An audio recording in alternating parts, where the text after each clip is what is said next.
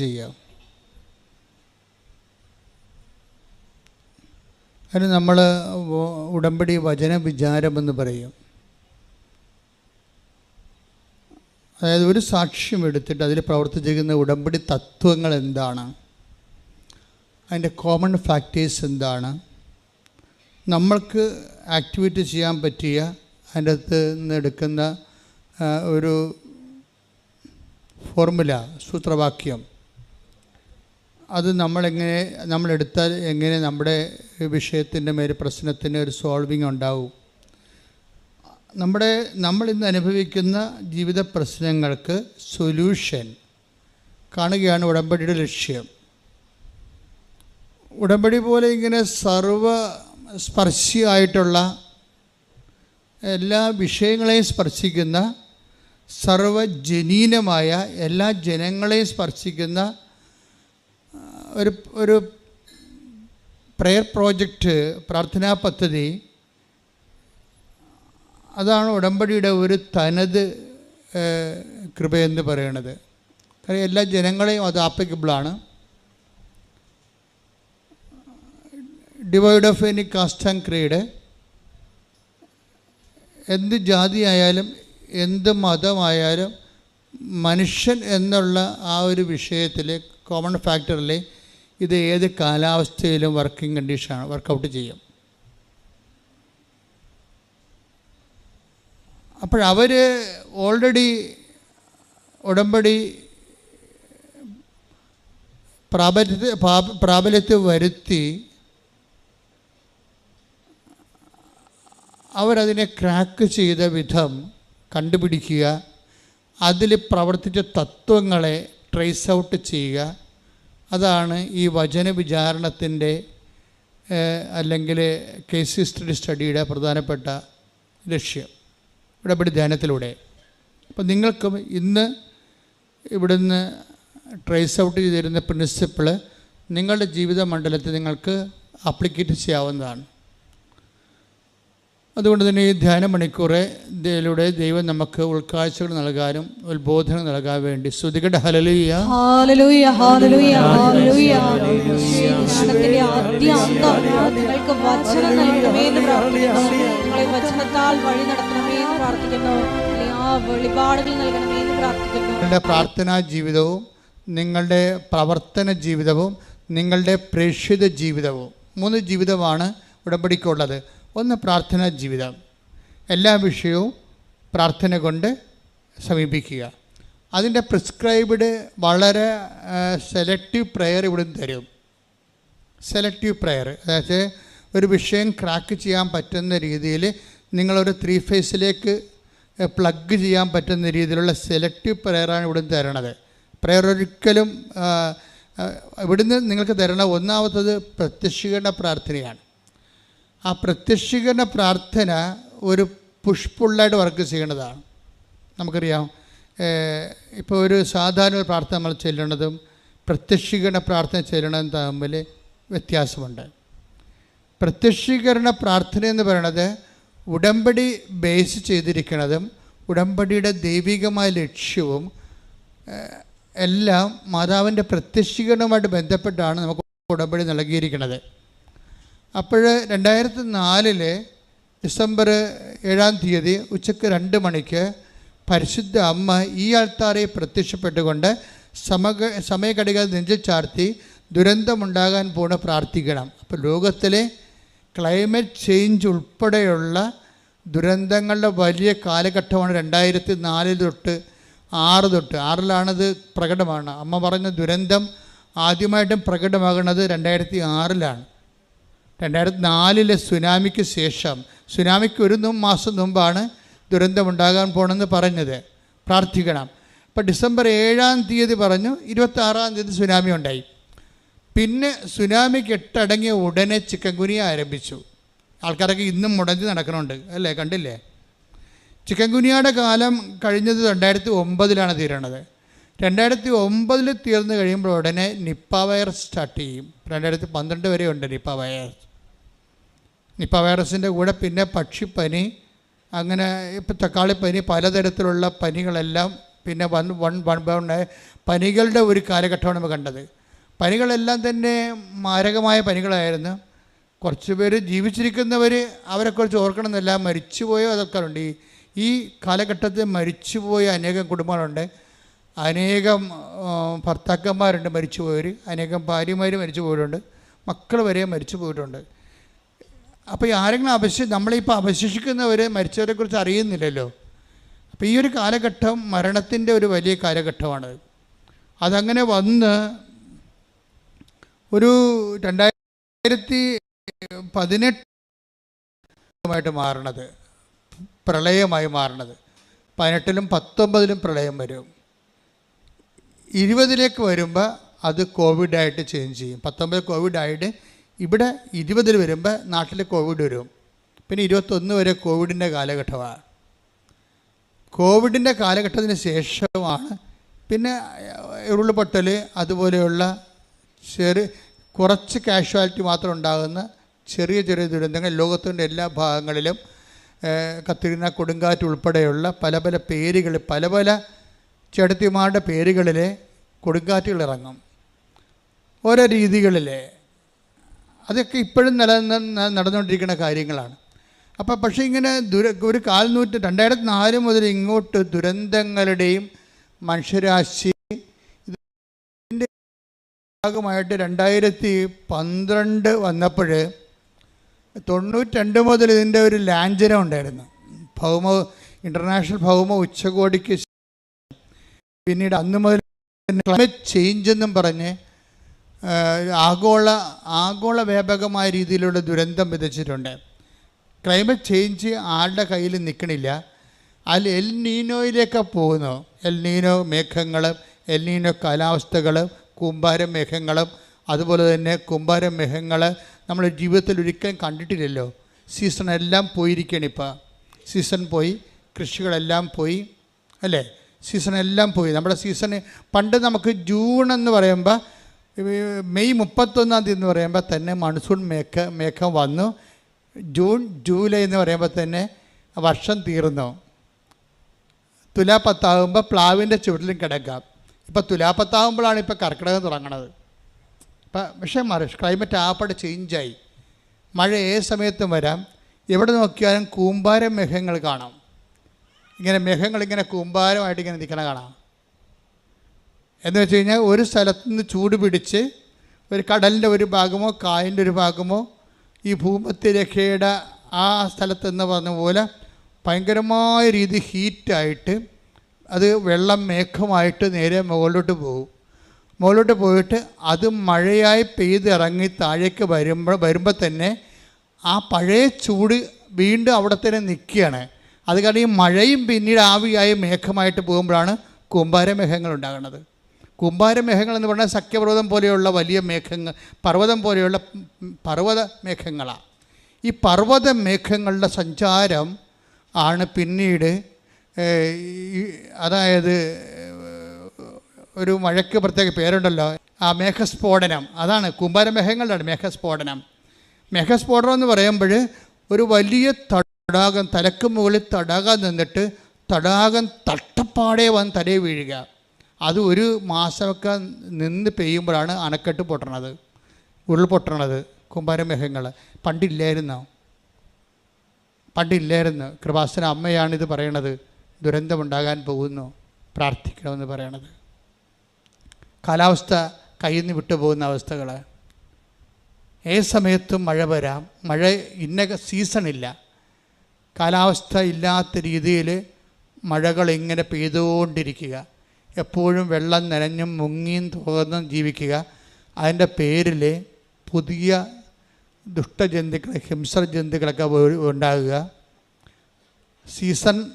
അൺസീസൺ ആയത് കാരണം, ക്ലൈമറ്റ് ചേഞ്ചുള്ള കാരണം പല കർഷകർക്ക് വിളയിറക്കാൻ പറ്റാത്ത അവസ്ഥ വരുന്നു. ജനത്തിന് കാർഷിക മേഖല തകരുന്നു, ജനം പട്ടിണിയിലാകുന്നു. അങ്ങനെ പല തരത്തിലുള്ള ദുരന്തമുണ്ട്. ഈ മഹാവിഷയത്തെ ലോകത്തിൽ ആദ്യമായിട്ടും സഭയോട് പറയണത് കൃപാസനം മാതാവാണ്. അതാണ് നമ്മൾ ചിന്തിക്കണം. നമ്മൾ ചരിത്രത്തോട് ചിന്തിക്കുമ്പോൾ അമ്മ 2004 ഡിസംബർ 4 7-ാം തീയതി ഉച്ചയ്ക്ക് 2:30 മണിക്ക് ഇതുപോലെ ആരാധന സമയത്താണ് പുറകിൽ പ്രത്യക്ഷപ്പെട്ട് ഞാൻ തിരിഞ്ഞു നോക്കുമ്പോൾ ആരോ നിൽക്കണ പോലെ ഞാൻ കണ്ടിട്ട് തിരിഞ്ഞു നോക്കുക, മനസ്സിൽ തോന്നിയിട്ട് തിരിഞ്ഞു നോക്കുകയാണ്. അപ്പോഴാണ് സമയഘടികാരം നെഞ്ചിൽ ചാർത്തി മാതാവ് നിൽക്കണത്, പറയണത് ദുരന്തമുണ്ടാകാൻ പോകുന്നു. ആ ദുരന്തത്തിലാണ് എല്ലാം ഉള്ളത്. പ്രാർത്ഥിക്കണം. കാര്യം ശാസ്ത്രം കൊണ്ടൊന്നും ചെയ്യാൻ പറ്റത്തില്ല. കൂമ്പാരമേഘങ്ങളുണ്ടായ ശാസ്ത്രത്തിന് എന്ത് ചെയ്യാൻ പറ്റും? ഒന്നും ചെയ്യാൻ പറ്റത്തില്ല. ശാസ്ത്രത്തിന് വല്ല മുറിയിലൊക്കെ ഇരുന്നുകൊണ്ട് എന്തെങ്കിലും കമ്പ്യൂട്ടർ ഇലക്ട്രോണിക് ബേസിലായിട്ടുള്ള സംഭവങ്ങളൊക്കെ കണ്ടുപിടിക്കാനൊക്കെ പറ്റത്തുള്ളൂ. അല്ലാതെ മനുഷ്യരാശി നേരിടുന്ന വലിയ വിഷയങ്ങളെ മുമ്പിൽ സയൻസ് പകച്ച് നിൽക്കുന്നതാണ് നമ്മൾ കാണുന്നത്. ചിലരോട് പറയും മരം വെച്ച് പിടിപ്പിക്കാൻ പറയും, ചിലരോട് പറയും മരം വെച്ചതാണ് മഴ മാറാത്തതെന്ന് പറയും. കൺഫ്യൂഷൻ ആകപ്പാടെ, മൊത്തം കൺഫ്യൂഷനാണ് പറയണത്. അപ്പം മനുഷ്യൻ്റെ കയ്യിൽ നിന്ന് വിട്ടുപോകുന്നത് കൊണ്ടാണ് ഇതൊരു പ്രാർത്ഥനയുടെ സബ്ജക്റ്റായിട്ട് മാറണത്. അപ്പം ഇനി ഈ പ്രാർത്ഥന ദുരന്തമുണ്ടാകാൻ പോണ പ്രാർത്ഥിക്കണമെന്ന് പറഞ്ഞുകൊണ്ടാണ് ആ എന്ത് പ്രാർത്ഥിക്കണം എന്ന് ഉള്ള ചോദ്യത്തിൻ്റെ മറുപടിയായിട്ടാണ് അമ്മ പ്രത്യക്ഷീകരണ പ്രാർത്ഥനയും പ്രത്യക്ഷീകരണ പ്രാർത്ഥനയുടെ ഭാഗമായിട്ടാണ് ഉടമ്പടി വരണത്. ഉടമ്പടിയാകുമ്പോൾ ഉടമ്പടിക്കുള്ള ഏറ്റവും വലിയ ഗുണമെന്ന് പറയണത് ദൈവത്തിന് നമ്മൾ മറ്റെല്ലാ പ്രാർത്ഥനകൾക്കുള്ള പ്രത്യേകത, നമ്മൾ പ്രാർത്ഥിക്കുന്നു, ദൈവം കേട്ടെങ്കിൽ കേട്ട്, കേട്ടില്ലേ കേട്ടില്ല. അംബിഗസാണ്, ഹൈപ്പോത്തസിസാണ്, ഒരു നിർബന്ധവുമില്ല കേൾക്കണമെന്ന്. പക്ഷെ ഉടമ്പടിയെ സംബന്ധിച്ചിടത്തോളം ഉടമ്പടി ഉടനെ വ്യക്തിക്ക് ദൈവം വ്യക്തിയിൽ ഇൻട്രാക്ട് ചെയ്യാൻ പറ്റുന്ന രീതിയിൽ ഉടമ്പടി വ്യക്തിയെ ആദ്യം തന്നെ റീഫോർമാറ്റ് ചെയ്യും. നിർബന്ധപൂർവ്വമുള്ള റീഫോർമാറ്റ് എന്നുവെച്ചാൽ ഇതിൻ്റെ ഉടമ്പടി ലക്ഷ്യം ദൈവം ഇപ്പം തന്നെ അലീഷായും മിനിയും പറയുന്ന കോമൺ ഫാക്ടറുണ്ട്. അവരെങ്ങനെയാണ് രക്ഷപ്പെട്ടതെന്ന് പറയുന്നുണ്ട്. ഉടമ്പടി ചെയ്തപ്പോൾ എന്താണ് അവർക്ക് സംഭവിച്ചത്, എങ്ങനെയാണ് ഈ പ്രശ്നങ്ങളിൽ നിന്ന്, ഭർത്താവിൻ്റെ മാരകമായ ശ്വാസകോശ രോഗങ്ങളിൽ നിന്നും പെട്ടെന്ന് മകന് ജോലി കിട്ടിയതും ഇളയ മകൻ പഠിച്ച് കയറിയതും എങ്ങനെയാണെന്ന് മിനി പറയുന്നുണ്ട്. അതുപോലെ തന്നെ അലീഷ പറയുന്നത്, എൻ്റെ അപ്പനമ്മയും പ്രായമാണ്, എനിക്ക് 27 വയസ്സാണ്, എനിക്ക് ഭാഷ അറിയാൻ പാടില്ല, എന്നോട് എൻ്റെ മാനേജർ തന്നെ പറഞ്ഞു, പ്രിൻസിപ്പൾ തന്നെ പറഞ്ഞു എഴുതണ്ടെന്ന് പറഞ്ഞു. എന്നിട്ട് എങ്ങനെയാണ് അവൾ എഴുതിയത്, അവൾക്ക് എവിടെ നിന്നാണ് പണം കിട്ടിയത്, എങ്ങനെ എഴുതിയപ്പോൾ അവൾ ഒറ്റയടിക്ക് ജയിച്ചത്. കാര്യം ഭാഷ അറിയുന്നവർ പോലും 10 പ്രാവശ്യം പോയിട്ട് എഴുതുന്നത് നമ്മൾ കേട്ടിട്ടുണ്ട്. ഇത് ഭാഷ അറിയാത്ത പലരും എഴുതണ്ടെന്ന് പറഞ്ഞത് എന്ത് പൈസ പോകുമെന്ന് പറഞ്ഞിട്ട് അലീഷ ഒറ്റ എഴുത്തിന് എങ്ങനെ എഴുതിയെന്ന് അലീഷ പറയുന്നുണ്ട്. അതായത് എഴുതാൻ പോയിട്ട് ഞാൻ അമ്മയെ മാത്രം കണ്ടുകൊണ്ട് ഞാൻ എഴുതാൻ പോയി, വേറെ ആരും ഒന്നും നോക്കിയില്ല. എനിക്ക് എന്നെക്കുറിച്ചറിയാം, ഞാനൊരു ബിഗ് സീറോയാണ്, പക്ഷേ ഞാൻ അമ്മയെ മാത്രം കണ്ടു. ഉടമ്പടിയിലാകുമ്പോഴുള്ള പ്രശ്നം വെച്ച് കഴിഞ്ഞാൽ ഈ പേഴ്സൺ നമ്മുടെ വ്യക്തിത്വത്തിലേക്ക് ദൈവം ഇൻട്രാക്ട് ചെയ്യുകയല്ല, ബൈ പേഴ്സൺ ആയിട്ട് പ്രസൻ്റ് ആകും. ഇത് ആണ് ഉടമ്പടിയുടെ ഏറ്റവും വലിയ പ്രശ്നം. ഈ ദൈവം ഇതിൻ്റെ അകത്ത് ബൈ പേഴ്സൺ പ്രസൻ്റാണ്. അതാണ് അലീഷ പറയണത്. ഞാൻ സാധാരണ ഇംഗ്ലീഷ് സംസാരിക്കത്തില്ല, ഞാൻ വാപൊളിക്കാൻ എനിക്ക് പേടിയാണ്. എന്താ കാര്യം പറഞ്ഞാൽ അപ്പം തന്നെ ഷട്ട് ഡൗൺ ആയിപ്പോകും, കമ്പ്യൂട്ടർ ഷട്ട് ഡൗൺ ആ പോലെ മിണ്ടാതിരിക്കും. പക്ഷേ ഞാൻ സ്പീക്കിങ്ങിന് പോയി നിന്നപ്പോഴേ പൊളിച്ചത് മാത്രമേ എനിക്കറിയാൻ പാടുള്ളൂ. പിന്നെ ആരോ ഇരുന്നുകൊണ്ട് അത് പറ ഇത് പറ അത് പറയുമെന്ന് പറഞ്ഞുകൊണ്ട് എൻ്റെ ഉള്ളിൽ ഇരുന്നുകൊണ്ട് ഇങ്ങനെ പറഞ്ഞുകൊണ്ടേയിരുന്നു. അവർ നിർത്താൻ പറയണവരെ ഞാൻ ഇംഗ്ലീഷ് പറഞ്ഞുകൊണ്ടിരുന്നു. ആരോ ഒരാൾ പിന്നെ ഞാൻ എഴുതാൻ നേരത്ത് ഞാൻ എഴുതിക്കൊണ്ടിരിക്കുകയാണ്. ഞാൻ 3 വരി എഴുതിയപ്പോൾ എൻ്റെ ഉള്ളിൽ നിന്ന് അമ്മ പറഞ്ഞു, റോങ് സ്റ്റോപ്പ് റൈറ്റിംഗ്. ഉള്ളി ഇരുന്നുകൊണ്ട് പറയണേ, നീ എഴുതാൻ ഒക്കെ തെറ്റാണ്, നീ ഒന്ന് റീഡ് ചെയ്തേ, ഒന്ന് എഴുതി വായിച്ച്. അപ്പം ഞാൻ 2ാമത് എടുത്ത് വെച്ച് വായിച്ചപ്പോൾ ഞാൻ ഇത് വേറെ രീതിയിൽ എഴുതിയാൽ ശരിയാകുമല്ലോ എന്ന് എൻ്റെ ഉള്ളിൽ നിന്ന് ആരോ പറഞ്ഞു. ഞാൻ ആ രീതിയിൽ മൊത്തം എഴുതിയെന്ന് പറയും. അപ്പം എല്ലാം ആരോ പറഞ്ഞു തരുന്നു, ആരോ പറഞ്ഞു തന്നിട്ട് ഞാൻ എഴുതുന്നു, ആരോ പറഞ്ഞു തന്നിട്ട് ഞാൻ ഇംഗ്ലീഷ് പറയുന്നു. അങ്ങനെ ഒരു പേഴ്സൺ ആയിട്ടുള്ള ഒരു വ്യക്തി ഉടമ്പടിയിലേക്ക് കടന്നു വരികയാണ്. ഈ വ്യക്തിയാണ് നിങ്ങൾ ഉടമ്പടിയെ, അതായത് ഉടമ്പടി എടുക്കുന്ന ആൾ എപ്പോഴും ഓർക്കേണ്ട ഇതാണ്, ഉടമ്പടി നിങ്ങളുടെ പെർഫെക്റ്റ് ആണെങ്കിൽ നിങ്ങൾക്ക് പകരമായിട്ട് നിങ്ങളുടെ ഡ്യൂപ്പ് വരും. അതാണ് വിഷയം. ഈ സിനിമയിലൊക്കെ ഡ്യൂപ്പ് വരത്തില്ലേ? അതായത് ഏറ്റവും പ്രയാസമുള്ള കാര്യങ്ങൾ ചെയ്യുന്നത് ആ സ്റ്റാറിൻ്റെ, ഫിലിം സ്റ്റാറിൻ്റെ ഡ്രസ്സ് ഇട്ടിട്ട് ആ ഹെയർ സ്റ്റൈൽ കറക്റ്റാക്കിയിട്ട് ആ ഡ്യൂപ്പാണ് അതെല്ലാം ചെയ്യണം. അയാളുടെ എക്സ്പെർട്ടാണ് അതിൻ്റെ അകത്ത്. ഇതിനിടയ്ക്ക് ഇങ്ങനെ ക്യാമറ ഇയാളുടെ ഫേസ് ഇങ്ങനെ, സ്റ്റാറിൻ്റെ ഫേസ് ഇങ്ങനെ കാണിക്കുന്നേ ഉള്ളൂ.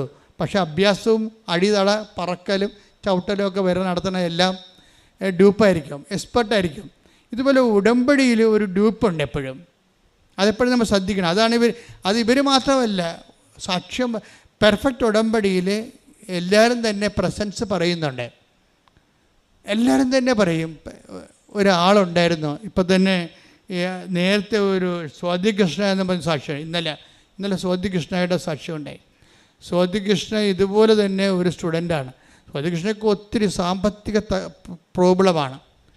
കാര്യം വെച്ചാൽ അവൾക്ക് വിദേശത്ത് പോയി പഠിക്കണം, പക്ഷേ സ്ഥലമില്ല.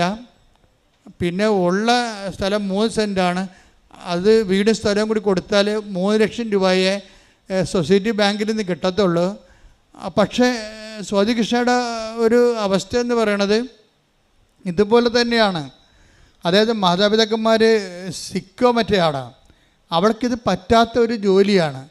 പക്ഷേ ഇത് അല്ലാതെ വേറെ ഒരു കാര്യം അവർക്കില്ല. അപ്പം അങ്ങനെ സാമ്പത്തികമായ തകർച്ചയാണ്. ഇപ്പോൾ എന്നാ ചെയ്യുന്നത് വെച്ചാൽ സ്വാതികൃഷ്ണ പറയുന്നത്, ഞാനും എൻ്റെ അമ്മയും കൂടി ഉടമ്പടി എടുത്തിട്ട് ഞങ്ങൾ ഒരു 5 പൈസ മുമ്പിൽ കാണുന്നില്ലല്ലോ, 5 പൈസയുടെ ഒരു വരുമാന മാർഗവും കാണുന്നില്ല. അപ്പോൾ ഞങ്ങളിങ്ങനെ വെളുപ്പിനെ പ്രാർത്ഥിച്ചുകൊണ്ടിരുന്ന സമയത്ത് എനിക്ക് തോന്നി ഒരു മുല്ലപ്പൂവിൻ്റെ സ്മെല്ല് വരുന്ന എൻ്റെ മുറിയിലോട്ട് വരുന്ന. അതാണ് പേഴ്സൺ പറഞ്ഞ കണ്ടില്ലേ. അപ്പോൾ അമ്മയോട് ചോദിച്ചു, അമ്മേ മുല്ലപ്പൂവിൻ്റെ സ്മെല്ല് വരുന്നുണ്ടല്ലോ എന്ന്. അവളുടെ മനസ്സിൽ തോന്നി, നീ വെളുപ്പിനെ അടഞ്ഞു കിടക്കുന്ന വാതിലല്ലേ, വാതിൽ തുറക്കാൻ പറഞ്ഞു. ഉടനെ സ്വാതി വന്ന് പ്രാർത്ഥനയിൽ വാതിൽ തുറക്കുമ്പോൾ ഈ സ്മെല്ല് വല്ലാണ്ട് അങ്ങോട്ട് മുറിയിലോട്ട് കയറി വരും. അപ്പം അമ്മ കയറി വരണതാണ് അതായത് ഇത്. ഇങ്ങനെ അതായത് ഈ പ്രസൻസ് നിങ്ങൾ ഉടമ്പടി ശരിക്കും ഉടമ്പടിയിലാണെങ്കിൽ നിങ്ങൾക്ക് പ്രസൻസ് ഫീൽ ചെയ്യേണ്ടതാണ്. കാര്യം ഉടമ്പടിയുടെ പാക്കേജിലുള്ളതാണ്. എന്താണ് പറഞ്ഞിരിക്കുന്നത്? ഞാൻ എൻ്റെ കൂടാരം നിങ്ങളുടെ ഇടയിൽ സ്ഥാപിക്കും. വാഗ്ദാന പേടകത്തിൻ്റെയൊക്കെ കോൺസെപ്റ്റ് അതാണ്. വാഗ്ദാന പേടകത്തിൻ്റെ കോൺസെപ്റ്റ് തന്നെ നിങ്ങൾ അവൻ പറയണ പോലെ ചെയ്ത് കഴിയുമ്പോൾ, ദൈവത്തിൻ്റെ വചനം നിങ്ങളെ പാലിച്ച് കഴിയുമ്പോൾ നിങ്ങൾ തന്നെ വാഗ്ദാന പേടകമായിട്ട് കൺവേർട്ട് ചെയ്യും. ആർക്ക് ഓഫ് ദി കവനൻ്റ്, ദൈവം നിങ്ങളിൽ വസിക്കും. ഈ ദൈവം നിങ്ങളിൽ വസിക്കുന്ന അനുസരിച്ചാണ് ഇതുപോലെ നമ്മൾക്ക് വ്യക്തികളെ കാണാൻ കഴിയണതും, നമ്മൾ തന്നെ ചെല്ലുന്ന ഇടങ്ങളിൽ നമുക്ക് ഉടനെ സഹായങ്ങൾ ലഭിക്കണതും. ഇങ്ങനെ ഓരോരോ വിഷയങ്ങളും മറ്റ് പ്രാർത്ഥനാ രൂപങ്ങൾക്ക് ഇല്ലാത്ത ഏറ്റവും പ്രധാനപ്പെട്ട ഫീച്ചർ ഈ പ്രസൻസാണ്. പക്ഷെ പ്രസൻസിന് എപ്പോഴും വേണ്ടത്, ഇപ്പോൾ സ്വാതിയുടെ കുറച്ച് ഉടമ്പടി മുന്നോട്ട് പോകുമ്പോൾ സ്വാതിയുടെ അമ്മ പറയും, നിനക്ക് വിസ ഇപ്പോഴും വരണില്ലല്ലോ. വിസ വരുന്നതിന് മുമ്പ് ഒരു സംഭവം ഉണ്ടായിരുന്നു. വിസ വരുന്നതിന് മുമ്പ് സ്വാതി അത് വരാത്ത കാലത്ത് ഇവിടെ വന്ന് ഉടമ്പടി ചെയ്തിട്ടിരുന്ന് പ്രാർത്ഥിക്കുമ്പോൾ സ്വാതിയുടെ പ്രശ്നം പണമാണ്. പണം കിട്ടാനുള്ള മാർഗവും ഇല്ല, അതിനെ ചിന്തിക്കാൻ പോലുള്ള സ്വാതന്ത്ര്യമില്ല. പണത്തെക്കുറിച്ച് നമുക്ക് ഇന്നയാൾ തരും, ഇന്ന സ്ഥലത്ത് നിന്ന് ചോദിക്കാമെന്നൊക്കെ നമുക്കൊരു ഐഡിയ ഇല്ലേ. പണത്തെക്കുറിച്ച് സ്വാതിയെ സംബന്ധിച്ചിടത്തോളം കിട്ടാനുള്ള ഒരു ആശയം പോലും ഇല്ല. അതാണ് സീറോ മൈനസ് എന്ന് പറയണത്. പിന്നെ ആകെപ്പാടെയുള്ള അവലംബം എന്ന് പറയണത് അമ്മയാണ്. ഉടമ്പടി വഴി അമ്മയുമായിട്ടുള്ള റിലേഷനാണ്. ആ റിലേഷൻ അവൾ മര്യാദയ്ക്ക് കീപ്പ് ചെയ്യുന്നുണ്ട്. അപ്പോൾ അതിങ്ങനെ കീപ്പ് ചെയ്തിട്ട് അവൾ ഒരു നിവൃത്തി ഇല്ലാതിരിക്കുന്ന സമയത്ത് അവൾ ഇവിടെ വന്നിരുന്നിട്ട് അമ്മയുടെ മുഖത്ത് നോക്കിയിട്ട് ജപമാല ചൊല്ലിക്കൊണ്ടേയിരിക്കുമ്പോൾ അവൾക്ക് വേണ്ടത് ഉടനെ വേണ്ടത് 2 ലക്ഷം രൂപയാണ്. ഉടനെ അവളുടെ മടിയിലോട്ട് നോക്കുമ്പോൾ 2 രൂപയുടെ തുട്ട് കിടക്കും. ആരിട്ടെന്ന് ആർക്കും അറിയത്തില്ല. 2 രൂപയുടെ തുട്ട് മടി കിടക്കും. ഇതൊക്കെ കേൾക്കുമ്പോൾ തന്നെ രസമാണ്. എന്നുവെച്ചാൽ നമ്മൾ പറയുന്ന ഒരു ആംഗിളിലല്ല ഉടമ്പടി പോണത്. ഇത് ഡയറക്റ്റ് പേഴ്സൺ ടു പേഴ്സൺ ഇൻട്രാക്ഷനാണ്. അപ്പോൾ സ്വാതിക്ക് ഉടനെ മനസ്സിൽ തോന്നും, ഈ 2 രൂപ ആരാകൻ്റെ മടി കൊണ്ടുവന്ന് ഇട്ടത്. അപ്പോൾ അവൾ 2 രൂപ എടുത്തിട്ട് ടോസ് ഇടും. എന്താണെന്ന് വെച്ചാൽ എനിക്കൊരു ഗതിയും പരഗതിയും ഇല്ല, 5 പൈസ കിട്ടാനും തരവില്ല, ആരോട് ചോദിക്കുമെന്നുള്ളൊരു ഐഡിയയും ഇല്ല, ഞാനിങ്ങനെ ഒരു ബിഗ് സീറോ അല്ലേ, അമ്മേ സത്യം പറ, ഞാൻ പോകുക ഇല്ലയോ എന്നിട്ട് പറഞ്ഞിട്ട് ടോസ് ഇട്ട് കഴിഞ്ഞപ്പോൾ ഉടനെ മാതാവ് നീ പോകുമെന്ന് പറയും. അതാണ് ടോസ് വീഴും. അപ്പോൾ അതും പിടിച്ചോണ്ട് അവളിൽ നിന്ന് ഇറങ്ങിപ്പോയി കഴിയുമ്പോൾ ഉടനെ അവളുടെ ആൻറ്റി വിളിക്കും. ആൻറ്റി വിളിച്ചിട്ട് ഈ 2 ലക്ഷം രൂപ അവൾക്ക് ക്രമീകരിച്ച് കൊടുക്കും. അപ്പോൾ പിന്നെ ഈ പൈസ അവളുടെ കയ്യിൽ നിന്ന് കാണാതെ പോകും. അത് ഇത് ഭയങ്കര രസം. ആ സാക്ഷി ഇന്നാണ് ഇട്ടിരിക്കുന്നത്, നിങ്ങൾ നോക്കിയാൽ മതി. എങ്ങനെയാണ് വളരെ കോൺക്രീറ്റ് ടാൻജിബിളായിട്ട് നമ്മളോട് ദൈവം ഇങ്ങനെ മെറ്റീരിയലായിട്ട് ഇടപെടുന്നത്. ഉടമ്പടിയുടെ ഏറ്റവും വലിയ ഫീച്ചറിലൊന്നാണ് മെറ്റീരിയലായിട്ട് നമ്മളോട് ഇടപെടുന്നത്, മെറ്റീരിയൽ എവിഡൻസോടുകൂടി. ഒരു സ്പിരിച്വൽ എവിഡൻസിൻ്റെ എല്ലാം കഴിഞ്ഞിട്ട് ഒരു ഡയറക്റ്റ് കോണ്ടാക്റ്റ് മെറ്റീരിയൽ എവിഡൻസ് എന്ന രീതിയിലാണ് ഇപ്പോൾ ഉടമ്പടിയിലെ ലാസ്റ്റ് ഭാഗങ്ങളെല്ലാം സഞ്ചരിക്കുന്നത്. ദൈവം നമ്മളുടെ കൂടെ ചെയ്തുകൊണ്ടിരിക്കുന്ന വലിയ കാര്യങ്ങൾ ഓർത്തുകൊണ്ട് സ്തുതിക്കട്ടെ. ഹല്ലേലൂയ. ദിവ്യകാരുണ്യത്തിന് പരിശുദ്ധ പരമ ദിവ്യകാരുണ്യത്തിന് പിന്നെ സ്റ്റക്കിംഗ് ഓഫ് ദി കവനന്റ് ഉണ്ട്. ഇവിടെ ഉടമ്പടി എവിടെയെങ്കിലും പോയി ഇടിച്ചു നിൽക്കാം. അത് 2 പേർക്കും കോമൺ ഫാക്ടറാണ്. മിനിക്കും അതുപോലെ തന്നെ അലിഷയ്ക്കും ഇവർ ഈ ഉടമ്പടി ഇങ്ങനെ മുന്നോട്ട് പോകുന്ന സമയത്ത് എവിടെയെങ്കിലും പോയിട്ട് ഡെഡ് എൻഡായിട്ട് ഇങ്ങനെ ഇടിച്ച് നിൽക്കാം. പിന്നെ ഫർദർ നോ മോർ ബിയോണ്ട് എന്നും പറഞ്ഞ ഒരു സിറ്റുവേഷൻസ് വരും ഉടമ്പടിയിൽ. എന്നിട്ട് ഇവർക്ക് 2 പേർക്കും കോമൺ ഫാക്ട് വർക്ക് ചെയ്യണത്, ഇപ്പം മിനിയുടെ കാര്യത്തിലും ഒരു ടൈം കഴിഞ്ഞാൽ പിന്നെ വർക്കിംഗ് കണ്ടീഷൻ അല്ല. ഭർത്താവ് സുഖപ്പെട്ടു, ആ മാരകമായ ശ്വാസകോശ രോഗിയായിരുന്ന ആൾ സുഖപ്പെട്ടു. പിന്നെ മക്കളുടെ കാര്യം വരുമ്പോൾ ഉടമ്പടി ഇടിച്ച് നിൽക്കാം. നോ മോർ ബിയോണ്ട് എന്നും പറഞ്ഞ് ഇടിച്ച് നിൽക്കാം. ഉടക്കി നിൽക്കല്ലേ, ഉടമ്പടിയിൽ ഉടക്കെന്ന് പറയും. ഇപ്പോൾ മത്സ്യത്തൊഴിലാളികളൊക്കെ എപ്പം ഉപയോഗിക്കുന്ന വാക്കാണ് ഉടക്ക്. വല വിട്ട് കഴിഞ്ഞാൽ പാറ കുടുങ്ങി നിൽക്കും, പിന്നെ വലിച്ചാൽ വരത്തില്ല. വരികയാണെങ്കിൽ മോശമായിട്ട് വലിക്കുകയാണെങ്കിൽ വല കീറിയും പോകും, ഉള്ള മീനും കൂടി പോകും. അങ്ങനെ ഉടക്കെന്ന് പറയണത്. ഉടമ്പടിയിൽ ഉടക്കുണ്ട്. ഉടക്കെന്ന് പറയുമ്പോൾ ഇവരുടെ 2 പേരും മിനിയുടെ അലിഷയുടെയും ഉടമ്പടി ഉടക്ക് സെയിമാണ്. എന്താണെന്ന് വെച്ച് കഴിഞ്ഞാൽ ഒരു സെക്കൻഡ് ഏജൻറ്റ് വന്നിട്ട് പറയും, ഇപ്പോൾ അലിഷയോട് അമ്മയാണ് പറയണത്, എന്തുകൊണ്ടാണ് നിനക്ക് ഫർദർ ആയിട്ടുള്ള വീണ്ടും നിനക്ക് മുന്നോട്ട് പോകാൻ പറ്റാത്തതിന് കാരണം നീ ഉടമ്പടിയിലെ കാരുണ്യ പ്രവർത്തികൾ ചെയ്യാത്തത് കൊണ്ടാണ്. അതാണ് സംഭവം. എല്ലാവർക്കും ഉടമ്പടി ഉടക്ക് വരുന്നതിൻ്റെ മെയിൻ സംഭവം ഉടമ്പടി ഉടക്ക്. ഇപ്പോൾ മിനിയുടെ കാര്യത്തിലും അങ്ങനെയാണ്. മകൻ്റെ കാര്യത്തിന് ഒരു മൂവ്മെൻ്റ് ഉണ്ടാകത്തില്ല. അപ്പോൾ മൂവ്മെൻ്റ് ഉണ്ടാകാതെ വരുമ്പോൾ മിനി സ്വയമായിട്ട് തന്നെ എക്വിപ്ഡ് ആയത് കാരണം അവൾ തിരിച്ചറിയും പ്രേക്ഷിത പ്രവർത്തനം ചെയ്യാത്തത് കൊണ്ടാണെന്ന്. പിന്നെ പ്രേക്ഷിത പ്രവർത്തനങ്ങൾ ചെയ്യാൻ തുടങ്ങും. പ്രേക്ഷിത പ്രവർത്തനം, കാരുണ്യ പ്രവൃത്തി എന്ന് രോഗികളെ കാണുന്നത്. കാരുണ്യ പ്രവൃത്തിക്ക് പകരം പ്രേക്ഷിത പ്രവൃത്തി ആകത്തില്ല. പ്രേക്ഷിത പ്രവൃത്തി എന്ന് പറയുന്നത് യേശുവിനെ അറിയാത്തവരെ അറിയിക്കുന്നത്. അതിനാണ് ഈ പത്രം കൊടുക്കണമെന്ന് പറയണത്. പത്രം കൊടുക്കുമ്പോൾ എന്ന് പറയണത്, പത്രം കൊടുക്കുമ്പോൾ അവർ ചെയ്യണത്, ചിലരിങ്ങനെ പത്രം കൂളായിട്ട് കൊടുത്തിട്ട് പോരും. ചിലർ പത്രത്തെക്കുറിച്ച് പറയുമ്പോൾ കൃപാസനത്തെക്കുറിച്ച് പറയും, മാതാവിനെക്കുറിച്ച് പറയും. സ്വാതി പറയണത് ഈ ഉടമ്പടിയിൽ പുഷ് പുള്ളെന്ന് പറഞ്ഞ് വേറെ ഒരു പ്രക്രിയ കാണുന്നുണ്ട്. പുഷ് പുള്ളെന്ന് വെച്ച് കഴിഞ്ഞാൽ നമ്മളുടെ സൽപ്രവർത്തികളും അതുപോലെ തന്നെ മറ്റു തരത്തിലുള്ള ഉടമ്പടി പ്രവർത്തനങ്ങളെല്ലാം നമ്മൾ ഉടമ്പടിയെ പുറകിൽ തള്ളി മുമ്പോട്ട് കൊണ്ടുപോകണതാണ്. ഈ മുമ്പിൽ നിന്ന് വലിക്കണ ഒരു പരിപാടിയുണ്ട്. മുമ്പിൽ നിന്ന് വലിക്കണത്, മുമ്പിൽ നിന്ന് വലിക്കണമെന്ന് വെച്ച് കഴിഞ്ഞാൽ ദൈവത്തിന് പ്രയോജനമുള്ള കാറ്റഗറിയിലേക്ക് നമ്മൾ ഉടമ്പടിയെ മൂവ്മെൻറ്റ് ചെയ്ത് കൊണ്ടുവരണം. ഇപ്പോൾ ഇവളെന്താ പറയണത്, സ്വാതി എന്താ പറയണത്? സ്വാതി പറയണത്, കർത്താവേ, സ്വാതിയുടെ പ്രാർത്ഥനകൾ അവസാന കാലമാകുമ്പോൾ ഉടമ്പടി ക്രാക്കിംഗ് കണ്ടീഷനിലേക്ക് പോകുമ്പോൾ സ്വാതി അപ്പം പ്രാർത്ഥിക്കണേ, കർത്താവേ,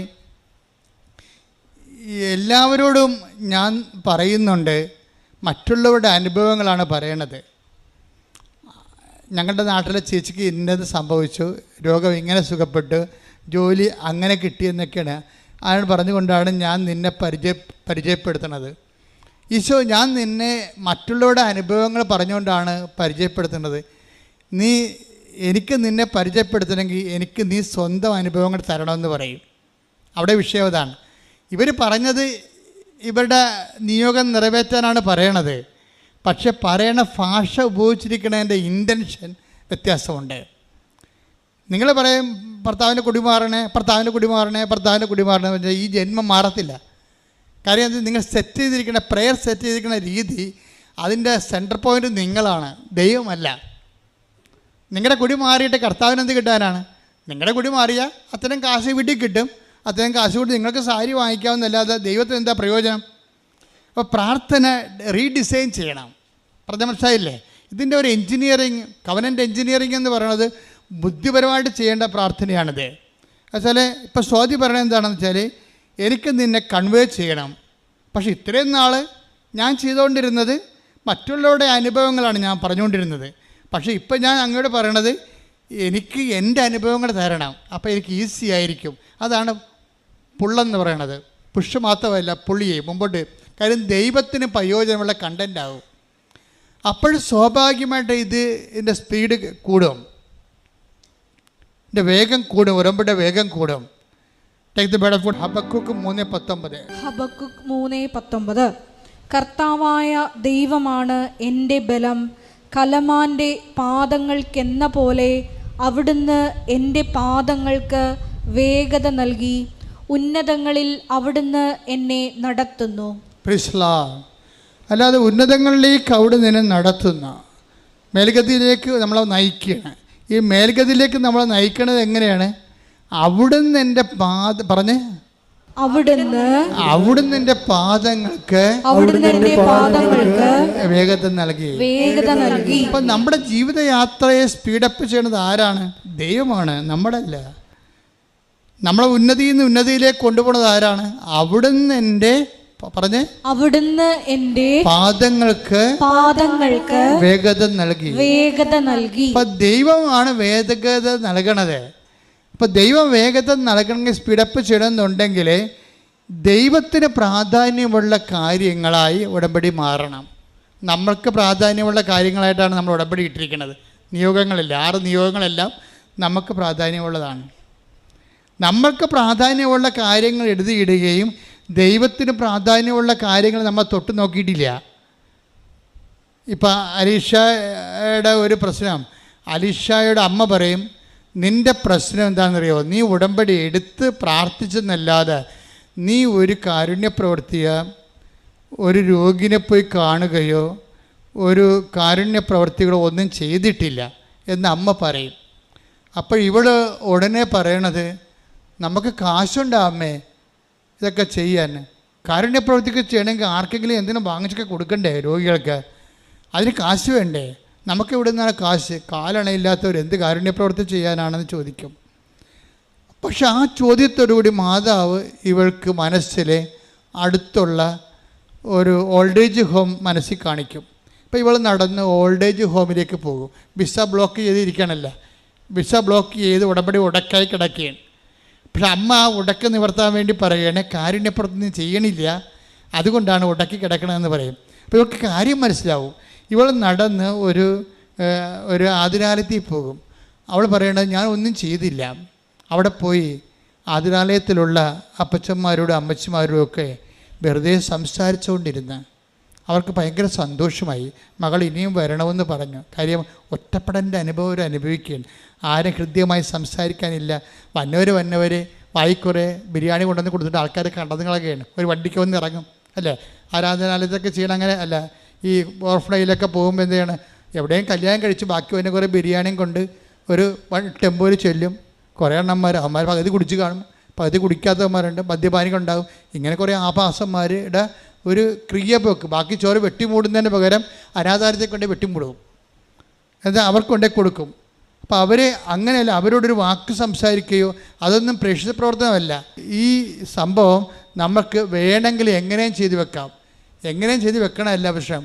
അതിൻ്റെ പിന്നിലുള്ള എല്ലാം വേണ്ടത് പരിശുദ്ധാത്മാവിൻ്റെ ഫലങ്ങളാണ് വേണ്ടത്.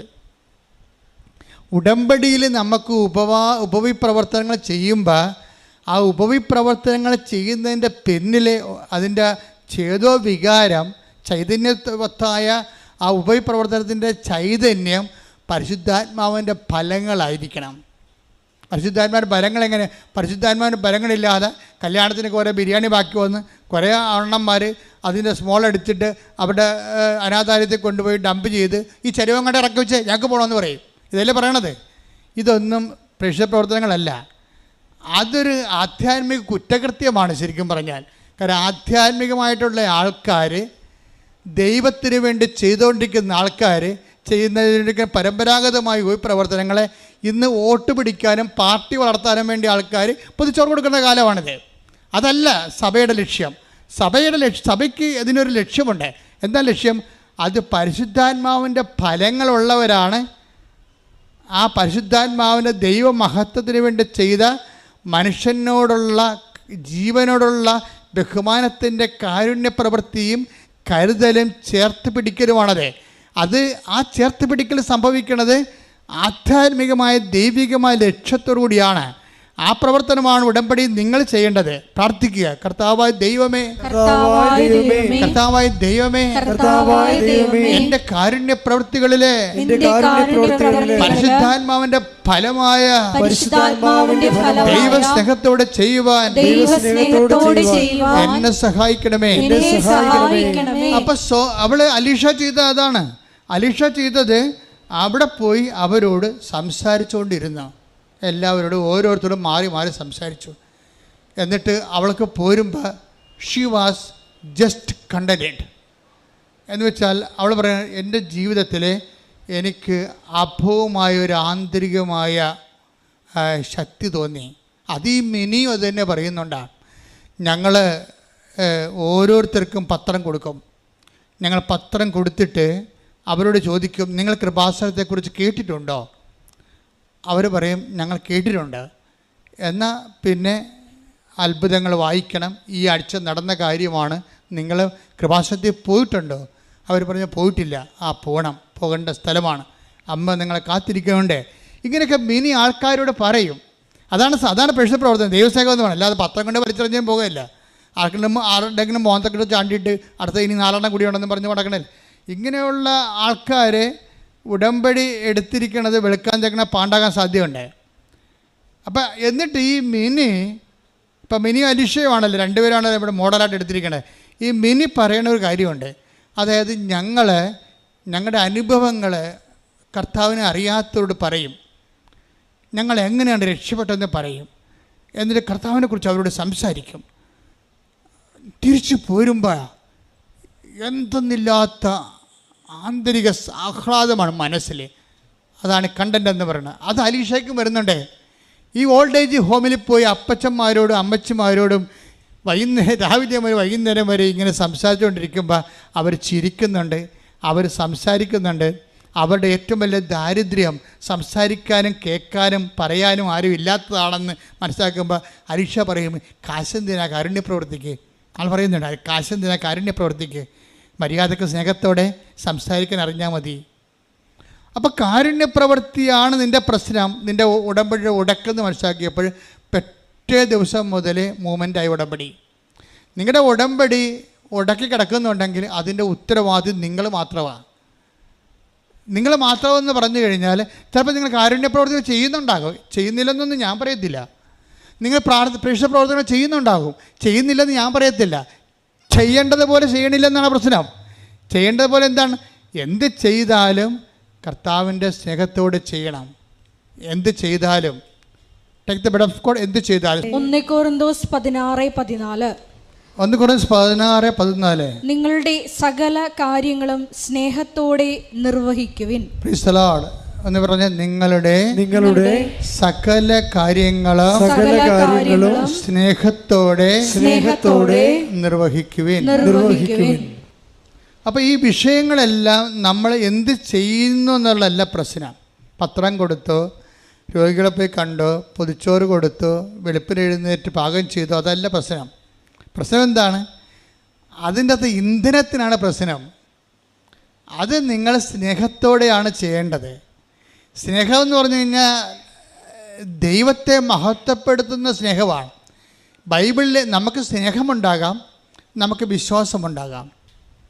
പക്ഷേ മനുഷ്യ സ്നേഹമുണ്ട്, മനുഷ്യവിശ്വാസമുണ്ട്. അതിൽ ഉടമ്പടി വർക്കൗട്ട് ചെയ്യത്തില്ല. ദൈവസ്നേഹമുണ്ട്, ദൈവവിശ്വാസമുണ്ട്.